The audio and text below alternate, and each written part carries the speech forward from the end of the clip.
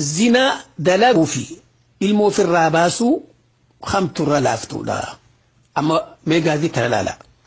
nama zinaa godhuu fi nama ilmoo firraa baasu khamtu diliinsaarra guddoodha deebisaan zinaan min akbaril kabaa'ir shirkitti ta'antu zina jabeenya sirraa namni fuudhe ajjeefamuun jabeenya sirraa namni dardaraa intalti dubraa xiilaan garafamanii biyyarraa arihamuun guddina macsiyaa tanarra walii gallee ammoo ilmoo firraa baasuun yoo gartee ilmoon firraa baasan haala namni kun ilmootti firraa baasee laalam yoo ilmoo firraa baafte karaa hospitaalaatiin yoo ilmoon tun guddatte haatiin duuti jedhanii firraa baasuu qabdi yoo jedhan wanni gartee baatii takkaa baati lama huma takka illee hin jiru sigalee yoo ammoo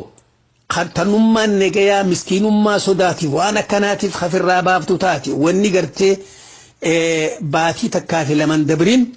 wanni isiirra jiru ganaa waan akkanaa ittiin deebu jettee toobaa rabbii siida araarama kadhachuudha macsiyaa gurguddoorraa ilmoo firraa baasuun yoo ilmoon san ammoo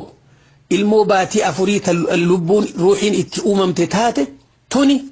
gumaaleen irra jira akkuma san